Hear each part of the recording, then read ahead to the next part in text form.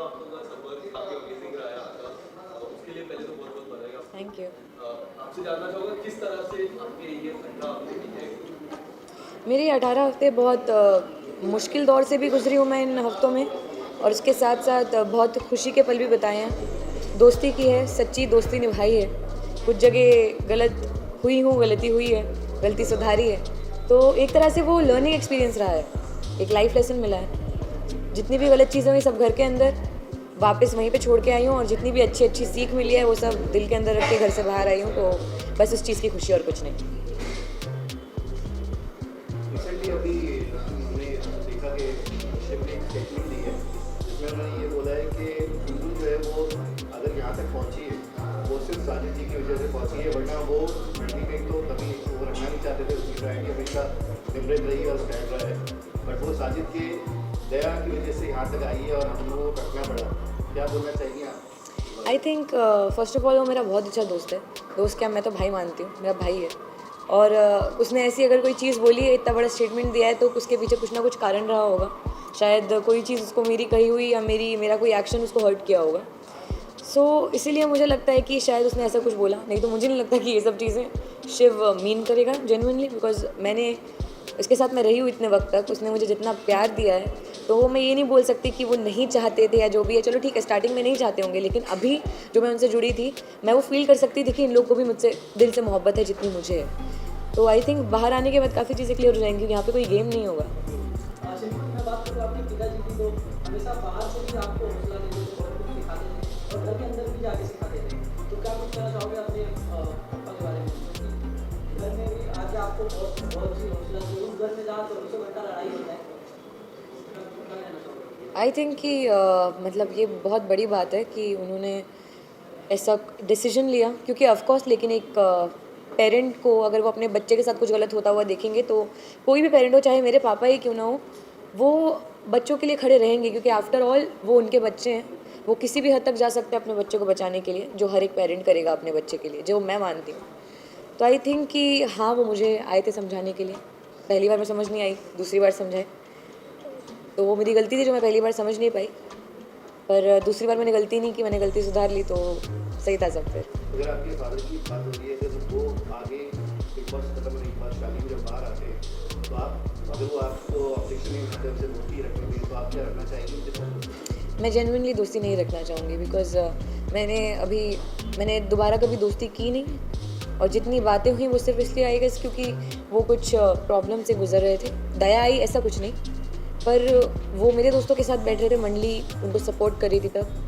पर मेरा एक रीज़न है कि मैं उनसे बात नहीं करती हूँ, तो उस वक्त मैं, लेकिन मेरे पास और कोई है नहीं दोस्तों के अलावा बात करने को। सो आई टू सिट देयर। उसका मतलब ये नहीं है कि मैं सिर्फ उनसे बतियाती रहूँगी, लेकिन उसका मतलब ये भी नहीं है कि वो आके बैठेंगे तो मैं उठ के चली जाऊँगी। तो आई थिंक उन्होंने उसके बावजूद मुझे जितना हर्ट किया है, और मेरे दोस्तों को उन्होंने इतना सपोर्ट किया शालीन को, उसके बावजूद उन्होंने जितना हर्ट किया है दोस्तों को भी, मुझे नहीं लगता कि अगर मेरे पापा शायद बोल भी दे तो मैं दोस्ती रखूँगी, क्योंकि मैंने हर एक चीज़ उस घर के अंदर एक्सपीरियंस की है।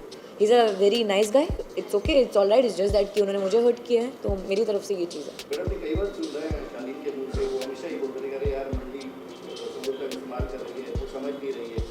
मतलब एक इमेज को लेके काफ़ी कॉन्शियस है आपकी।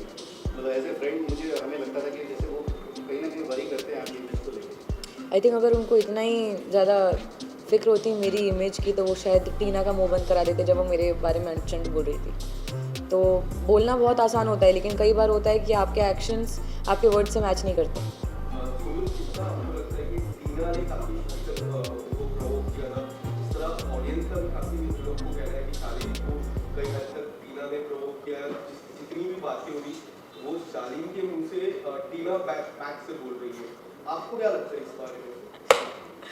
ये it is a very funny topic to talk about, I guess, because ये बड़ी फनी चीज़ है यार, क्योंकि मुझे नहीं, ताली कभी एक हाथ से नहीं बजती है। अगर शालीन के एक्शंस ने मुझे हर्ट किया है, टीना के एक्शंस ने मुझे हर्ट किया है, और शालीन कोई छोटा बच्चा नहीं है कि टीना बोलती जाएगी वो करता रहेगा। वो अलग इंसान है, टीना अलग इंसान है। हाँ, कुछ चीज़ें उनके रही होंगी, उनके आपस में कान भरना, शालीन कान के कच्चे हैं ये मैं मानती हूँ, वो मान जाते हैं, बातों में आ जाते हैं, पर ठीक है, नहीं इट्स ओके। आपको नहीं लगता कि जेन्युइनली मंडी जो ग्रुप है उन्होंने आपका कहीं ना कहीं इस्तेमाल किया है, क्योंकि हर बार आपका मजाक उड़ाना आपके फादर को लेके आपके डांस मूव को लेके कहीं ना कहीं इन चीज़ों को लेके मतलब एक ये होता है ना कि बुली करना आपको हमेशा करना, आपकी इमेज कहीं ना कहीं इस चीज़ को आपको नहीं लगता कि कहीं ना कहीं वो मतलब मेरे हिसाब से बुली एक बहुत बड़ा शब्द है। ये बुली करना वो एक बहुत गलत चीज़ हो जाएगी, बहुत नेगेटिव शब्द है ये। पर मैं इतना कहना चाहूँगी कि मैं उस घर के अंदर रही हूँ, मैंने देखा है कि अंदर कैसा माहौल होता है, कैसा एनवायरनमेंट होता है, कितनी नेगेटिविटी होती है झगड़ों के चलते, एक दूसरे की शक्ल नहीं देखना, एक दूसरे को बुरा भला बोलना। तो मैंने वहाँ पे रहते हुए वो चीज़ें देखी हैं, वो चीज़ें फील की हैं। इतनी नेगेटिविटी अपने पास मैंने पहली बार फील की है। लेकिन उसी वक्त में सिर्फ एक साजिद सर और अब्दू हैं जो सबको खुश रखने की कोशिश करते हैं, चाहे वो मेरा ही मजाक क्यों ना बनाए। पर अगर मेरा मजाक बन रहा है और उससे मेरी पूरे दोस्त जितने हैं वो सब हंस रहे हैं, इनफैक्ट मुझे भी हंसी आ रही है, तो हम जब एक नेगेटिव माहौल को पॉजिटिव वाइब में कन्वर्ट कर रहे हैं, आई डोंट थिंक इसमें कुछ बुली जैसा है।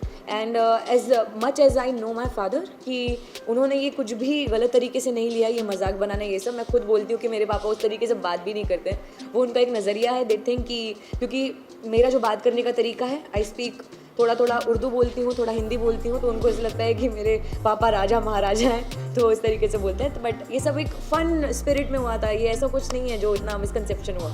फिर आपके पापा ने आपको समझाया था टीना और शादी को लेके, फिर आपने अब्दुल ने भी आपको कुछ चीज़ें बताई, लेकिन फिर आप उन लोगों से जाके बात करके ऐसा सलमान से भी आपने कहा था, ऐसा क्यों होता था उस घर में कि आपको आपके अपने ही समझा के जाते थे लेकिन चीज़ें उल्टी अलग होती थी? अलग नहीं होती थी, क्योंकि कई बार क्या होता है कि जब चीज़ हुई थी, स्टैन और शालीन का झगड़ा हुआ था, जब मुझे ऑब्सेसिव बोला गया था, बहुत चीज़ें हुई थी। उसके बाद कन्फेशन रूम वाला कॉल हुआ, वो कॉल सब लोगों ने देखा, जैसा रिएक्शन सब लोगों का आया, फमान आया घर के अंदर, तब मैंने एकदम सबसे वो एक डिस्टेंस बना लिया था। जब तक फैमिली वीक आया, अगर आप लोगों ने ये देखा है कि मैं बात करी थी, आई थिंक आप लोगों ने ये भी देखा होगा कि शालीन ने आके अप्रोच किया कि हम बात करेंगे 2 मिनट बैठ के, और मेरा आंसर था no. I tried my level best. मुझे नहीं मालूम कि आप लोगों ने बाहर कितना देखा है, पर मेरा दिल जानता है, मैं जानती हूँ कि मुझे जितनी चीज़ें बोली गई थी, उसके अलावा मैंने जितनी चीज़ें अंदर एक्सपीरियंस की हैं, मैंने उसके हिसाब से एक जजमेंट बनाया और उस हिसाब से मैं अभी तक वहाँ पे रही हूँ। और एंड तक आई थिंक जो चीज़ें मुझे जेन्युइनली हर्ट हुई हैं, वो मैं बातें नहीं छोड़ सकती हूँ। मैं I can forgive but I can never forget. Because के आपके फादर की जो फ़ोन कॉल थी उसको लेके काफ़ी नाराज़ हुए थे, क्या आप कहना चाहेंगे उनका वो कितने हद तक सही थे या नहीं थे, क्या बोलना चाहिए? Is a parent. कोई भी पेरेंट अपने बच्चे को बचाने के लिए, अपने बच्चा उनका गलत जगह पे जा रहा है, गलत लोगों के साथ है, तो कुछ भी कर जाएंगे। अगर मेरे डैड के अलावा कोई और भी होते तो वो भी यही करते, किसी की मॉम होती वो भी यही करती। तो वो एक पेरेंट है, वो ऑफकोर्स करते। मुझे नहीं लगता कि इसमें कहीं पे भी कुछ गलत था। ये it is completely justified and I don't think इसमें कुछ भी गलत है। प्रियंका ने आपको हमेशा सपोर्ट किया है, अभी रिसेंटली उन्होंने टिकट टू फिनाले में भी सपोर्ट किया, बट क्या आपको नहीं लगता कि प्रियंका आगे मतलब आपके शायद उतना अच्छा फ्रेंड आपकी बॉन्डिंग नहीं हुई उनके साथ, तो क्या आगे आफ्टर दिस शो मतलब आपकी बॉन्डिंग या आपकी फ्रेंडशिप लगती है आपको? क्योंकि वो आपसे हमेशा उस मंडी ग्रुप में से वो आपसे ही बात करती थी। वो क्यों करती थी उसका भी एक कारण है, क्योंकि मैं उनसे बहुत नॉर्मली बात करती थी, मेरा उनसे कभी कुछ झगड़ा नहीं हुआ। पर रही बात वो एक टास्क में, टिकट टू फिनाले वीक के टास्क में मेरा साथ देने की, सो आई डोंट थिंक कि उसमें कुछ उनको मुझ पे प्यार आया, क्योंकि ऐसा बिल्कुल भी नहीं हुआ था। उसके पहले से हमारी भी बहस चल रही है, मेरी और प्रियंका की बहुत नेक्स्ट लेवल वाली बहस हुई है जब नॉमिनेशन हुआ, जब मैं रोई हूँ बहुत ज़्यादा।